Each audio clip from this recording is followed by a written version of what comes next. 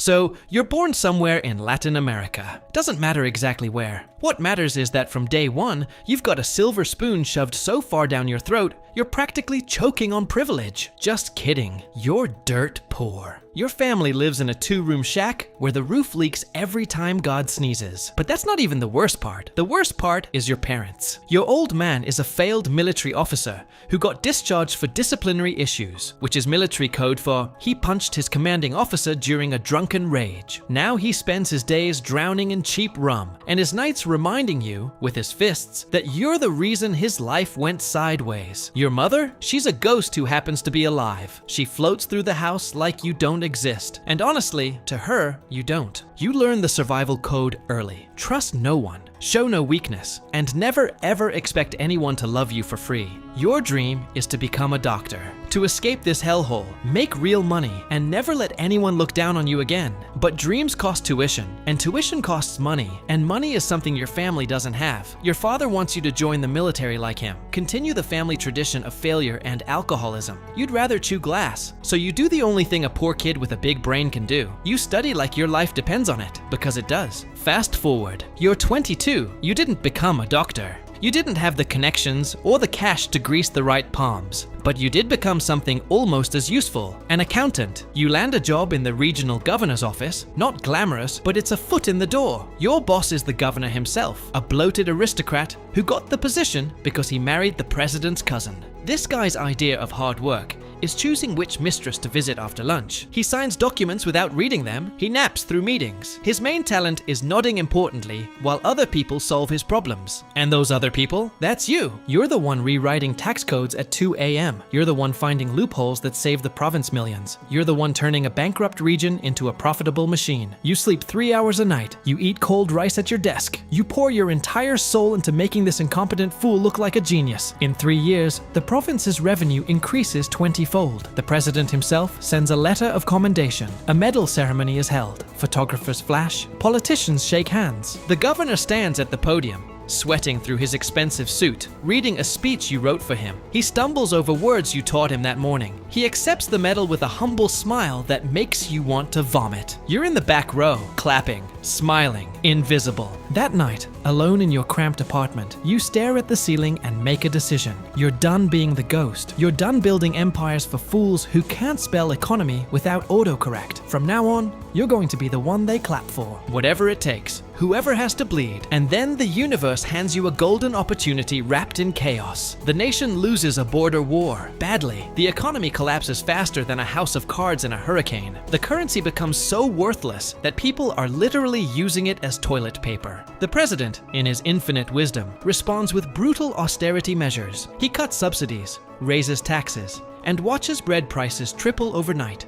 The people are starving, and starving people are angry people. Rebellions start popping up like mushrooms after rain, but most of them are jokes. Angry mobs with no plan, no leadership, no vision. They burn a few buildings, steal some food, and get slaughtered by the military within a week. You see something different. You see an opportunity. The people don't just hate the government, they hate the chaos. They want someone who looks like order, someone who speaks like a leader, someone who can promise bread and safety, and a boot on the neck of whoever's been making their lives miserable. You start small. You buy airtime on illegal radio stations. You broadcast speeches at midnight when the censors are asleep. Your voice crackles through cheap speakers in slums and villages, and people listen. You tell them exactly what they want to hear, that they deserve better, that the system is rigged, that you, only you, have the blueprint to fix everything. Your words spread like wildfire. Within 18 months, you've got half the military eating out of your hand. The soldiers are poor too. They haven't been paid in months. They've got more in common with you than with the fat generals sipping champagne in the capital. The coup is almost boring. One night, the palace gates open from the inside. The presidential guard lays down their weapons. The old regime crumbles like wet paper. You walk into the presidential office. The former president is sitting there, pathetic,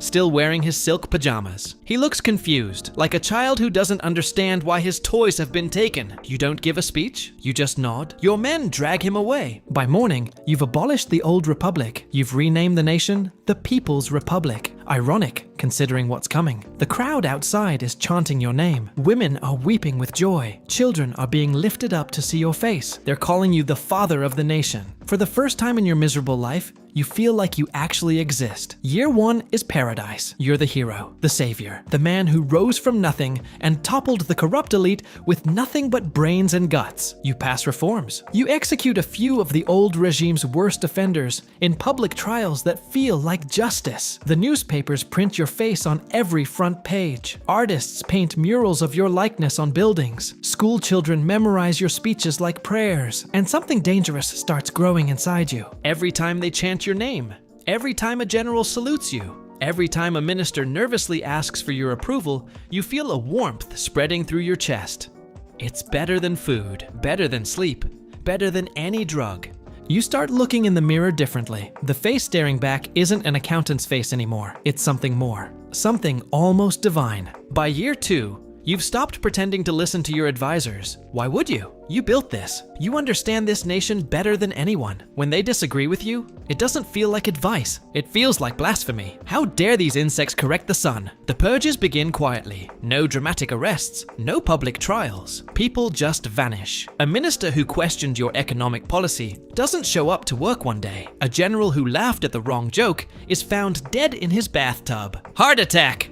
The official report says. Everyone knows better. Nobody says a word. The palace gets quieter, and the silence feels like respect. But here's the thing about power. Love has an expiration date. A crowd without a common enemy eventually decides that the enemy is its own leader. You need villains to keep the show running, so you decide to manufacture your own monsters. You secretly create 2 organizations. The first is a network of death squads. You call them the Wolves. Officially, they don't exist. Unofficially, they do your dirty work in the shadows. The second is a public security force. You call them the Shepherds. Heroes in clean uniforms who protect the people from the darkness. Here's the beautiful part. The Wolves create the darkness. The Shepherds save everyone from it, and you control both. Your first major operation is elegant in its brutality. The Wolves bomb a school bus in a remote village. 15 children dead. The nation is paralyzed with grief and terror. You give a televised address with tears streaming down your face, promising vengeance against the separatist terrorists responsible. The Shepherds round up a dozen suspects. They're not terrorists. They're political prisoners who've been rotting in your dungeons for months. You execute them on live television. The crowd cheers. You repeat this formula again and again. A factory explosion blamed on foreign saboteurs. An assassination attempt that you heroically survive. Each crisis is a gift. Each tragedy is an opportunity. You are the arsonist and the firefighter. You create the disease and sell the cure. And the people don't just obey you anymore, they worship you. But there's a thorn in your side that won't stop bleeding. Your father. Since you took power, the old bastard has been living like a king. You gave him a mansion, servants, everything he never earned. You thought it would buy his silence and maybe, just maybe, a scrap of respect. You were wrong. Instead of gratitude, he gives you humiliation. He sells embarrassing childhood stories to foreign journalists. He gives interviews calling you his creation, taking credit for your success. He accepts bribes from your enemies just to badmouth you in private. At state dinners, he gets drunk and treats you like a servant in front of your own generals. He's a grease stain on your immaculate image, a living reminder that you were once a scared little boy who got beaten in a leaky shack. You can't just execute him. Killing your own father is a bad look, even for a dictator. But you can't let him keep embarrassing you either. So you look at a map of the northern province, the separatist region you've been itching to crush. Then you look at your father, drooling into his wine across the table, and the 2 pieces of the puzzle click together. You organize a reconciliation tour. You convince your father to visit his hometown, the humble village where he grew up, a chance to show the nation that the father of the nation comes from real roots. He agrees, flattered by the attention, too drunk to smell the trap. The day arrives. Your father steps out to greet the adoring crowd, except the crowd includes a special surprise. Your own wolves, dressed in northern separatist uniforms, carrying weapons that can be traced directly to the rebel leadership. The attack is brutal and public. Your father dies on camera, gunned down by separatist terrorists. You give the performance of a lifetime. Tears, rage, a trembling voice calling for justice. Within a week, your military has crushed the northern province completely. You annex the territory, execute the rebel leaders, and declare a new national holiday, Martyrs' Day. A day to honor your father's sacrifice. You've turned your greatest shame into your greatest political asset. Your father is finally useful to you as a corpse. By year 5, you decide it's time to secure the dynasty. You marry the daughter of your most powerful general, a political transaction dressed up as romance. She gives you 2 sons. Your eldest is a genetic miracle. Charismatic, handsome, kind. People adore him. He's everything you pretend to be, but aren't. When he walks into a room, people smile. When you walk into a room, people kneel. There's a difference, and it bothers you more than you'll ever admit. But here's the secret. He's not really yours. You adopted him from an orphanage when he was an infant. You raised him to be perfect, groomed him to be loved, trained him to be the ideal symbol of hope and unity. Because you're not raising an heir, you're raising a weapon. Your youngest son, the one who's actually your blood, is different. Quiet, patient, always watching from the shadows. He's got your eyes, your cunning, your hunger. He knows the eldest isn't his real brother. He knows his role is to wait. Year 25. You've been at war with the Federation of Monterosa for nearly a decade. It's a stalemate that's draining both nations dry. The people are tired. The generals are tired. Even you're tired, though you'd never admit it. Peace is possible, but peace requires sacrifice. So, you offer your eldest son a marriage alliance. Your golden boy will wed the Federation's princess, uniting the 2 nations and ending the bloodshed forever. The announcement sends shockwaves of joy across both countries. Finally, peace. Finally, hope. The wedding day arrives. Thousands gather. Cameras broadcast to millions. Your eldest son stands at the altar, radiant, beloved, perfect. The toast begins. The princess raises her glass. Your son raises his. They both drink. The princess collapses first. Then your son clutches his chest, gasps, and falls. Chaos erupts, screaming, panic, guards rushing in. But you stay perfectly still, because you know exactly what happened. Your youngest son slipped the poison into both glasses. The hallucinogens in the princess's wine will make her look guilty, erratic, insane. The poison in your eldest's wine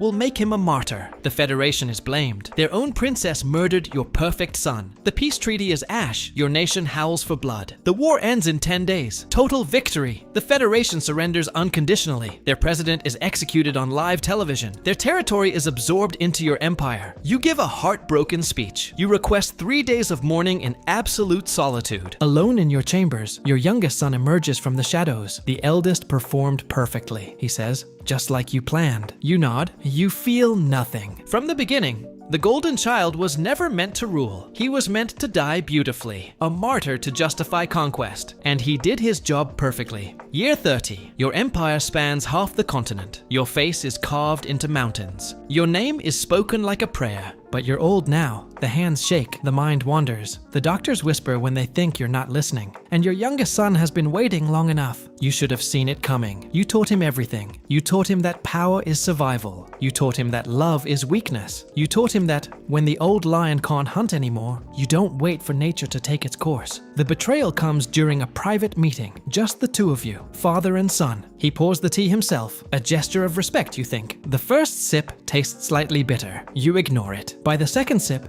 your hands are trembling. By the third, you can't lift the cup. He watches you with those cold eyes, your eyes. You taught me everything, father, he says quietly. Including this. You could call for guards. You could scream, but you already know they've been bought. Just like you bought them 30 years ago. As the poison works through your blood, you look at your son, really look at him, and you see yourself. Hungry, ruthless, certain. You built this weapon. You sharpened this blade, and now it's cutting your throat. Your last thought isn't about your empire. It isn't about your legacy. It's a question. At what exact moment did that beaten kid in the leaky shack become the monster who built a throne on bones? And the answer, you realize, was always the same. You didn't become a monster. You just stopped pretending you weren't one. Your son announces your death as a tragic assassination by internal traitors. He uses it to purge his rivals. He consolidates power faster than you ever did. The cycle continues. The machine keeps running. A new dictator sits on the throne. And somewhere, in a shack with a leaky roof, another beaten kid is reading books about powerful men, dreaming of the day he'll make the world kneel.